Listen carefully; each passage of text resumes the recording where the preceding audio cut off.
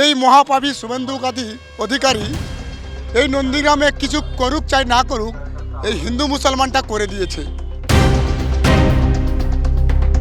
ও কিছু কাজ করে না, আমাদের এখানে কোনোই কাজ করে না। কারণ পরিষেবা দেন না, ভালো করেন না, ওকে একেবারে হাঁটাতে হবে। এটা তো সবাই জানে যে শুভেন্দু চুরি করেই জিতেছে।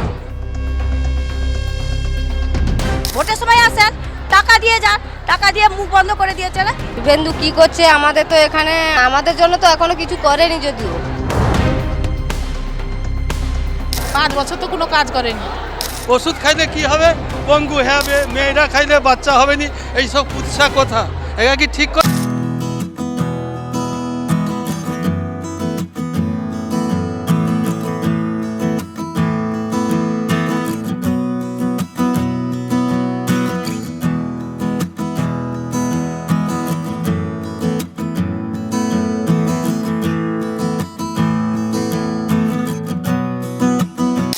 শেষ 5 বছরে আমরা এই হিন্দু মুসলমান তিক্ততার পরিবেশ নিয়ে আমরা কোনো রকম বেঁচে আছি।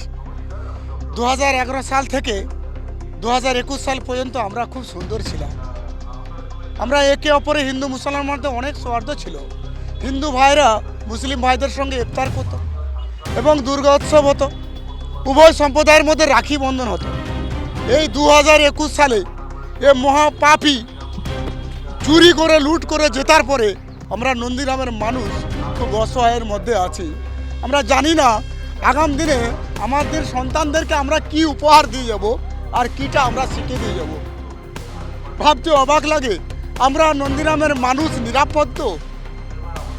কখনো কখনো ভাবি এই হিন্দু মুসলমান তাস খেলে আমাদের সন্তানদের কোনো বিপদ হবে না তো? আজকের আমাদের সন্তানরা যখন স্কুল থেকে ফেরত হয় তখন আমরা ভাবি আমার সন্তানটা সঠিক টাইমে এসছে তো? ভয় হয়, এই সাম্প্রদায়িকতার একটা ভয়। এই মহাপাপী শুভেন্দু অধিকারী এই নন্দীগ্রামে কিছু করুক চাই না করুক, এই হিন্দু মুসলমানটা করে দিয়েছে। আমরা নন্দীগ্রামের মানুষ শপথ নিচ্ছি, এই অমানবী দুষ্পাপী লোকটাকে আমরা ভোটে হারিয়ে ওর জামানতটা আমরা জব্দ করতে চাই। এতে আমাদের সকল নন্দীগ্রামবাসীকে আমি বলবো, করজোড় করে বলবো, আপনারা সবাই মানবিক ভোটটাই দিন। এই হিন্দু মুসলমান যারা করবে তাদেরকে প্রত্যাখ্যান করুন, কারণ আমাদের সন্তানের ভবিষ্যৎটা নিয়ে আমাদের ভাবতে হবে। যে আমি আরও অনুরোধ করে বলবো, আপনারা নিজের মনকে জিজ্ঞেস করুন, আমাদের ছোট্ট শিশু সন্তান নন্দীগ্রামের নিরাপদ কি? এগিয়ে আসুন, হাতে হাত রেখে হিন্দু মুসলমান ভাষাটা ভুলে গিয়ে 2026-এ এই মহাপাপীকে নন্দীগ্রাম ছাড়ার জন্য আমি সকল হিন্দু মুসলমানের কাছে আবেদন করব। এইটুকু আশা প্রত্যাশা রেখে আমি আমার এই ক্ষুদ্র বক্তব্য এইখানে শেষ করছি। তিনি এত সুন্দর কাজ করেছেন, ওনার তুলনা করা যায় না।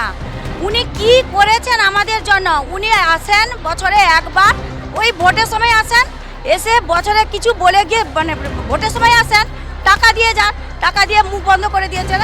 এছাড়া উন্নয়ন বলতে উনি ওই টাকায় উন্নয়ন দেখিয়েছেন, আর অন্য কোনো উন্নয়ন দেখাননি। হ্যাঁ, তো উনি কি করছেন নন্দীগ্রামে? বিধায়ক আজ তো কিছু দেয়নি, মদ মাংস টাকা এইসব দিয়া ভোট লিচ্ছে। তার আগে যখন উনি ইতে ছিল, হ্যাঁ তৃণমূলে যখন ছিল, তখন গোপালপুরে যে হয়েছিল 2টা জোড়া, তখন কিন্তু মহাদেব বাগ এখানে কর্মাধ্যক্ষ ছিল। ও নেই পারার জন্যে আজ মেঘনাথ পার্কে দিয়ে আজকে 2টা জোড়া করেছে, সাধু হয়েছে। আজ ওখানে তৃণমূলের উপরে চাপ দিচ্ছে। হ্যাঁ, আমরা তো পার্টি করি, সেবা করি, আজ কি সেবা করছি? দিদিকে দেখে যত প্রকল্প সব দেখা করে করছে, আরও উল্টাপাল্টা। ওষুধ খাইলে কি হবে, পঙ্গু হবে, মেয়েরা খাইলে বাচ্চা হবে নি, এইসব কুৎসা কথা। এটা কি ঠিক কথা? আজ নন্দীগ্রামের মানুষ আশপাশে পটাশপুর বহু জায়গা থেকে আজ রুগী আসতেছে, কেন বলতো? পরিষেবার জন্যে। আরে আমরা তো সবাই বাঙালি, আজকাল জিগির তুলছে কিনা হিন্দুর জিগুর। হ্যাঁ, আজকাল আনাইলে কি হটি, লোক বিভ্রান্ত, ভোট দিবে প্রত্যেকে। আজকাল লোক যাইতে যাইতে লোকের একদমে অশান্তি হয়ে গেছে, তো এরা কী পরিষেবা দিবি? আরও উল্টাপাল্টা কথা, হুমকানি কথা, এটা কি ঠিক? হ্যাঁ, তো দিদি যতদিন আছে, অভিষেক যতদিন আছে, আজকাল উন্নয়নটা যে কী করবে নন্দীগ্রামকে আজ সবাই জানতে পারছি। এইভাবে প্রত্যেকে যেন থাকে। হ্যাঁ, পরিবার কেন প্রত্যেকে দিয়ে কাজকর্ম করতেছে। আমিও চাই, শুধু দেখো কোনো পার্টি হিংসাহিংসি না বাদ দিয়া সবাই মিলামিশা কাজ করি, যে পার্টি হোক না যা করুক। হিংসা করে কি হবে? এদিকে একজন মরে না তাকে বলে সভা করলো মরলো নি, তাকে নোংরামি কথা। আর যখন করে দেয় ভোটের সময় তখন কি হয় পরিষেবাটা? এই জন্য মানুষ মানুষকে ভালোবাসতে শিখো, ঈশ্বরকে চায় সবাই ক্ষমা করতে। হ্যাঁ, ঈশ্বরের একই যে সবাই যেন সুন্দর হয়। আমি ভালো একলা রইলে হবে না, সবাই যেন ভালো থাকে। তো আমি তো এইভাবে বলছি, দিদি যেন আবার আইসে। এটা তো সবাই জানে যে শুভেন্দু চুরি করেই জিতেছে, নাহলে এত জনগণ কি করে ওকে চুজ করতে পারে? কেউ পারে না ওকে কোনোদিন চুজ করতে, কোনোদিন পারে না। আমি আমার ছেলের জন্য এখানে এসেছিলাম, ছেলের হাটে লাঞ্চে সিস্ট আছে বলে আমাকে এখান থেকে রেফার করলো পিজিতে, তার জন্য আমি পিজি যাবো এসছি আমরা। তাহলে আজকে মমতা দি, আজকে আমরা কন্যাশ্রী, রূপশ্রী আমাদের বাচ্চাগুলো পাচ্ছে, কি সাইকেল পাচ্ছে, সব জিনিস 16 দফা জিনিস পাচ্ছে। আর সে কি দিচ্ছে?